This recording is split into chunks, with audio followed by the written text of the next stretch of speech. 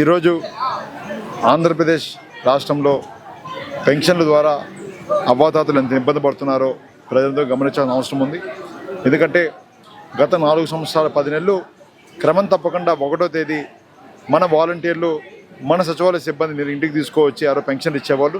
ఈరోజు ఇబ్బంది పడతా ప్రజలను ఇబ్బంది పెడితే వాళ్ళకి ఏం ఆనందమో తెలియదు. కానీ టీడీపీ నాయకులు కూడా ఈ విధంగా చేయడం నిజంగానే ఇది భావ్యం కాదు. ప్రజలు గమనిస్తున్నారు. ఎవరు ప్రజలకు మంచి చేశారో, ఎవరు ప్రజలు మాయమాటలు చెప్పి ఈ విధంగా ఆడుకుంటున్నారో ప్రజలకు బాగా తెలుసు. తప్పకుండా సమాధానం మే 13 చెప్తారని నేనైతే భావిస్తున్నాను. ఈరోజు ఆంధ్రప్రదేశ్ రాష్ట్రంలో పెన్షన్ల ద్వారా అవ్వాతాతలు ఎంత ఇబ్బంది పడుతున్నారో ప్రజలతో గమనించాల్సిన అవసరం ఉంది. ఎందుకంటే గత 4 సంవత్సరాల 10 నెలలు క్రమం తప్పకుండా 1వ తేదీ మన వాలంటీర్లు మన సచివాలయ సిబ్బంది మీరు ఇంటికి తీసుకువచ్చి ఆరో పెన్షన్లు ఇచ్చేవాళ్ళు. ఈరోజు ఇబ్బంది పడతా ప్రజలను ఇబ్బంది పెడితే వాళ్ళకి ఏం ఆనందమో తెలియదు. కానీ టీడీపీ నాయకులు కూడా ఈ విధంగా చేయడం నిజంగానే ఇది భావ్యం కాదు.